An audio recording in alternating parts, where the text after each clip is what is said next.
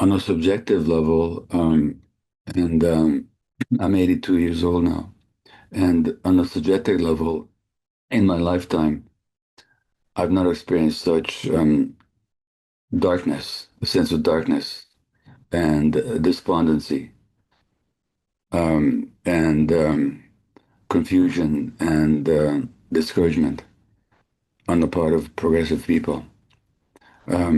There have been many crises before, many terrible times, many crimes committed by the system, but the sense of resistance and possibility was at any time more palpable than I see it now, with some exceptions. There was the Vietnam War, and it's hard to compare atrocities. 3 million people were massacred in Vietnam, in Cambodia, 100,000 or so in Gaza.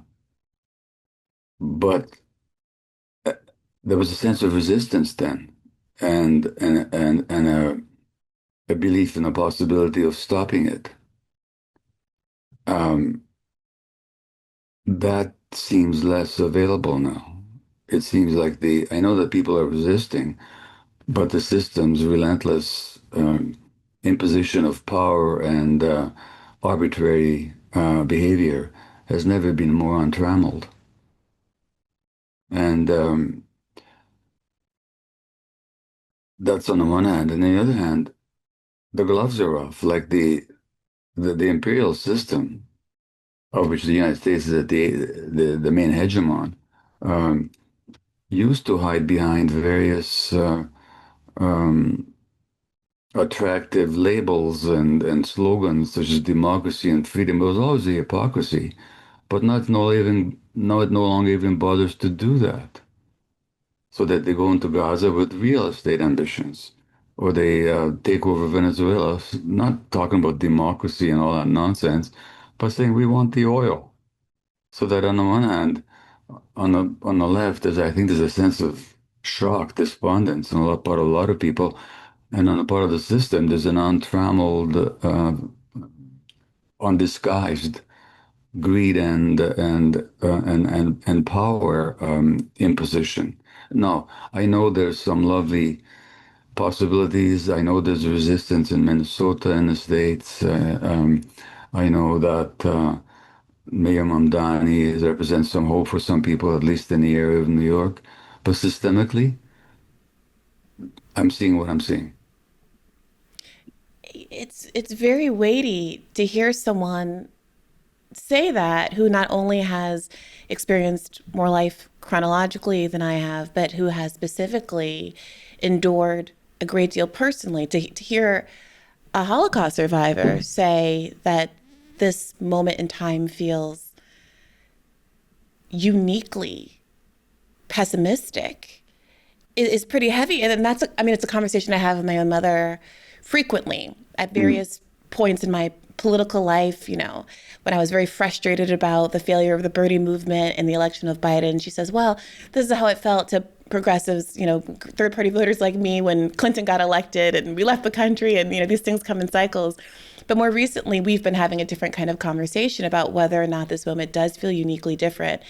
And I think there is a sort of hesitation that's rooted in not wanting to seem sort of alarmist and having the perspective that one is always going to think their immediate context is the most visceral and it's the worst thing that ever happens, like a young person thinking they're the first person who's ever, fallen in love or experienced heartbreak.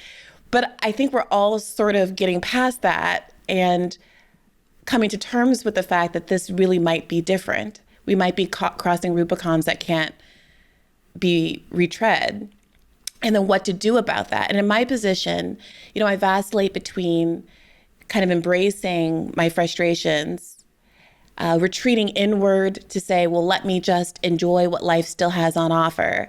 Let me be very present. Let me go on this run. Let me enjoy this meal. Or trying to gin up a sense of revolutionary optimism because it feels necessary, because the fight must continue regardless of how steep the odds are. What do you recommend to people? How are you contending with this moment? Well, I didn't say I was pessimistic. I just Mm, said I've never seen it darker than it is right now. mm. But what to say, a couple of things. I'm reading right now these days the ancient Hindu epic, the Bhagavad Gita, and so much of it is about the tension in human life within each of us as individuals, but also in human existence between the forces of the ego, greed, acquisition, power, aggrandizement, versus a deeper human value of compassion and love and connection and belonging. So what I'm saying is that this struggle has been going on for a long time. And I'm not a mystic by any means.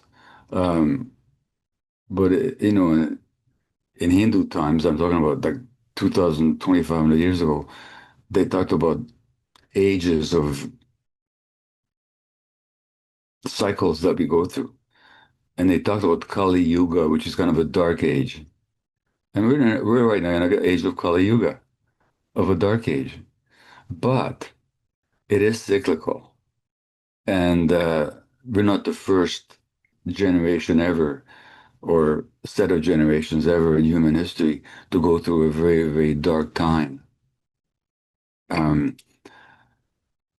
and that human commitment to freedom and to justice and to belonging and to unity, that's continued despite all the dark ages that we've been through. So I have a lot of faith in that that'll see us through. Number one.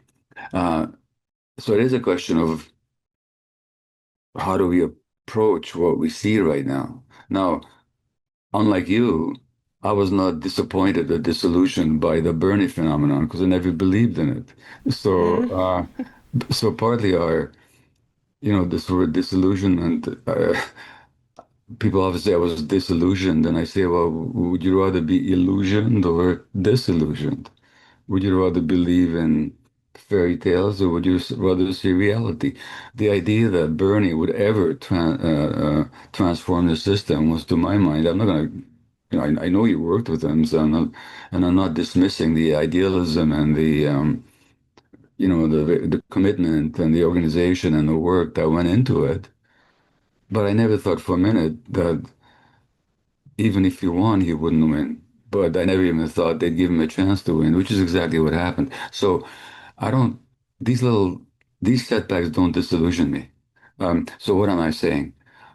I'm saying is that all we can say is to some degree, to a significant degree, the forces of history are beyond the control of any one particular individual or any one particular generation or cohort.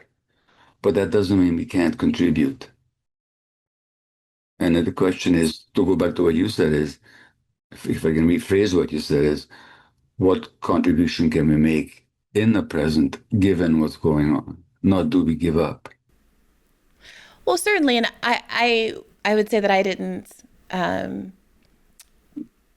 I don't. I would agree that I did not. I also didn't think that Bernie was going to, bring socialist utopia, and I don't. And I think we all were pretty clear-eyed about the steep odds, as I said before, of him winning. But I think the line that people are trying to balance on is between an under not making it so that an understanding of the unlikeliness of success or what even the limitations of success are going to be because of the broader systemic failures not keep you from fighting for some kind of improvement, right? And on the other side, there is this fear of a sort of a incrementalism, like being condemned by incrementalism, where if you oversubscribe to the idea that you're only going to be able to make tiny inroads into a very broken system, that's all you shoot for, and you miss opportunities for bigger change. And that sort of calibration and talking through what strategies should be pursued because you're trying to balance those against those two impulses is a lot of the work that gets done on the show and the conversations that get had on the show. But I think more broadly, psychologically, I know for me at least, the that interrogation, those conversations, the struggle to try to find a way forward is a kind of psychological crutch, an emotional crutch, because sort of oversubscribing to the idea that everything is very broken and bad and there's very little to be done. I don't want to misattribute sentiments to you that you didn't say, but whatever, however you just characterized it, can slip into nihilism. And I wonder what you would say to that and how you would guard against Yeah. a more Well, nihilistic approach. first of all, there's nothing wrong with crutches. Sometimes when people are limping, they can use a crutch. Sure, sure. I didn't mean it as a as a bad thing at all. Yeah, yeah. Number one. Number two, I think it's more than a crutch because I think what you're, if it, I think it's the answer. Because when you talk about um, engaging in conversations like on your program or outside of it, um, when you're talking about activism on any level, whether it's in Minneapolis demonstrating against ICE or somewhere else, you know, you're talking about agency, people actually getting engaged, people saying, no matter what's going on, I'm not going to be passive in the face of it. And so that even though we can't control history, um, if we can get that, keep that sense of agency going, that sense of involvement, um, that sense that even if I can do little, it's that little still matters. Um, and even if the large forces of history are beyond our control, um, it, it it does not absolve me of the responsibility and the possibility of making what contribution I can. Um, I think that's not a crutch. I think actually that's the answer as to how to confront the present situation. Speaking of this sort of question of our broader cultural pessimism, I had a guest on the podcast recently who was joking, not joking, about the wisdom of bringing kids into this world. It's a conversation that's been going on with millennials for years about how we're the first generation to not do as well as our parents and all of the diagnoses of why that happens, from avocado toast to getting basket weaving degrees at NYU, and all of the misdirections that have been thrown our way until now. The crisis is big enough, widespread enough that it's gained real life recognition as the crisis that it is, and it manifests in different ways. We're obviously talking about a male loneliness crisis as well, but as someone who focuses on childhood trauma, I wonder if you have had an opportunity to weigh in on this phenomenon and how you are feeling about children growing up in this sort of environment, parents being particularly stressed economically and with the psychic burden of all that's going on in the world, and the choices that young adults are facing these Yeah. days, both because of the constraints of the loneliness that we experience for various reasons in late stage capitalism, and also because the economic implications and the social implications of what it means to be raising a child in this environment. Well, those are all great questions. But some people argue that I don't, because I'm not a mystic, but that we have these souls and our souls choose to be born into a certain situation, and I'm always thinking, no, I don't go for that. I mean, I was born a Jewish infant under the Nazis. What kind of an Mm-hmm. idiotic soul would choose to be born in the Second World War under the Mm-hmm. Nazis, So, but you can't imagine a much more difficult situation than than I was born into. I'm not making it personal, I'm just talking generally. But would I rather choose not to be alive? I'm glad I'm alive. I'm glad to have had the life that I've had, despite what I was born into. And people in Gaza are bearing children in the rubble. So how are we to compare ourselves to that situation?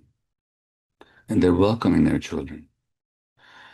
And so that impetus of life to reproduce itself, that's just bigger than any of us. And you can't calculate the value of or the possibilities of human life against the external situation. People have given birth under all kinds of situations. So I don't prescribe. I mean, if somebody wants to say, I don't want to bring a child into this world because I'm not ready to deal with the implications of it, I totally understand. I wouldn't argue with them. But nor would I argue, last time you and I met, we were in New York and I was there because our first grandchild was born. And we welcome and we celebrate that child, despite the fact that, and she's got a t-shirt, babies for Mamdani. Uh, but I'm so glad that that baby exists. So um, I don't think that the question you're asking is one to be resolved intellectually. If it's true. You have to be realistic about what kind of a world you bring a life into. But people have brought life into situations far worse than anything else, than anything that anybody in North America faces today. And yet there's also these counterexamples, right? Obviously, people have chosen not to have kids. People Yeah, have, we're talking about if we're talking about the male loneliness epidemic, one of the signposts of it are very high rates of self harm. I was yeah, recently talking about, we were having like a literature conversation with a friend, and I was remarking about Beloved and how much I loved the book and never want to read it again because it was so traumatic, and the choice to take one's own child out of the world because one's own circumstances are so horrible. I mean, there are, obviously, it's a literary example, but certainly it is the case that people have made the opposite choice. And I guess what I'm interested in is less what the individual choice, because it is that sort of an individual choice, but what more and more people opting out, or at least having a conversation about opting out, says about society, and if this is something that should be fixed. So, there's a stat that says something like, I don't want to make it up, but just a historically low number of millennials will be unmarried without children at age 50. I think it's going to be like yeah, 44% of millennials will be unmarried with no children when yeah, they hit 50. yeah. So their behaviors are changing for one reason or another. And then there's this pushback, largely from the right, that says we're having a fertility crisis. It's obviously very racially coded. It's a white, it's a white fertility crisis. We need fewer immigrants and more white Yeah. natives, and everyone needs to drink milk, or whatever the Department of Agriculture is saying right now. Yeah. You know, so something, it seems to be happening.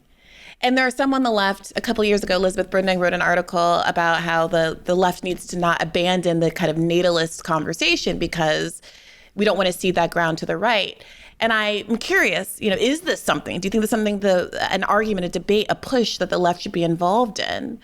Or are we simply changing as a society, and these are sort of rational choices people are making to put their time, energy, and ability to support into other kinds of social structures outside of the family? Or is this indicative of a lack of connection more broadly that is in fact a problem, whether or not it's solved with childbearing? Well, can I do some shameless product placement here? Please, Okay. please.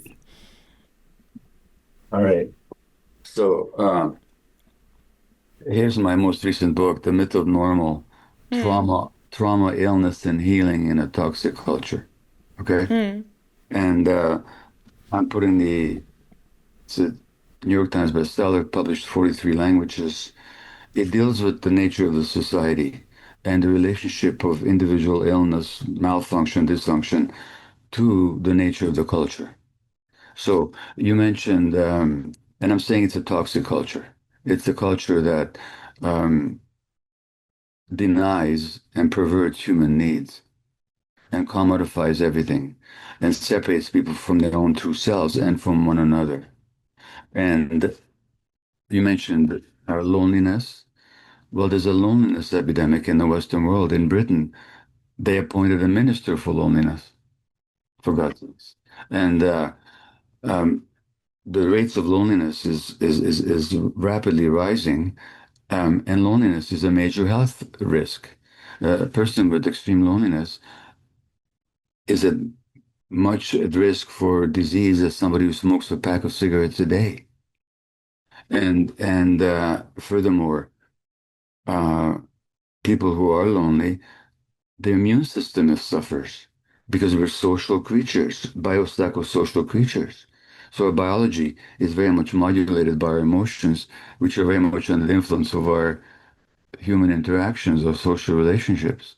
So we're biopsychosocial creatures, which means that somebody who's lonely, when they get sick, they get more sick and they die sooner of their illness. And this has been shown over and over and over again.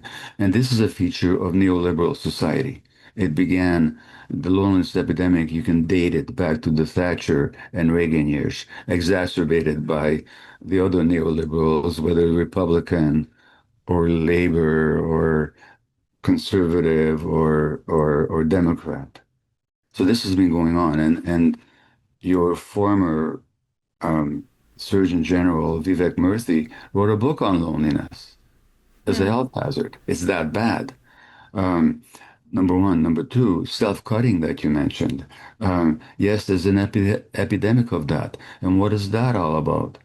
Um, what that's all about actually is when you cut yourself. Well, I know somebody I quote in the book, in The Myth of Normal, about self-cutting, and they said, at least I'm creating a pain that I can handle to relieve or to distract myself from the emotional pain that I can't handle.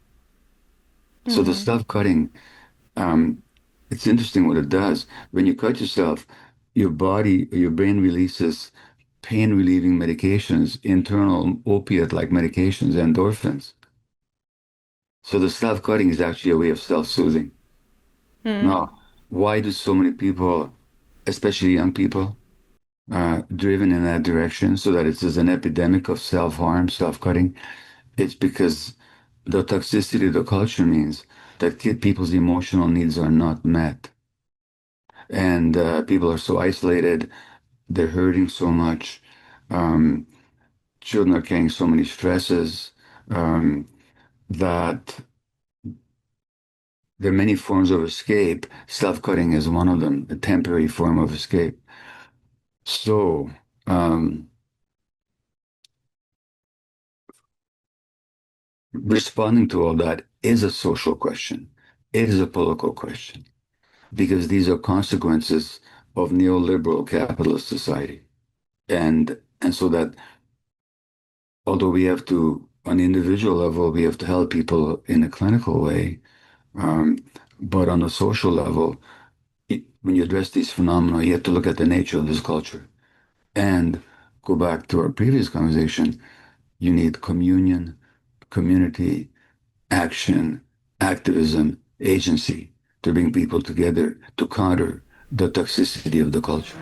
Hey YouTube, thanks for watching. Just a reminder that this is a podcast. You can catch an extra premium episode every Monday for $5 a month at patreon.com/badfaithpodcast. That's patreon.com/badfaithpodcast for $5 a month, an extra episode every week. Additionally, please do consider liking this video, subscribing to this channel. It helps us out. It helps independent media beat the algorithm. We appreciate you. And as always, keep the faith.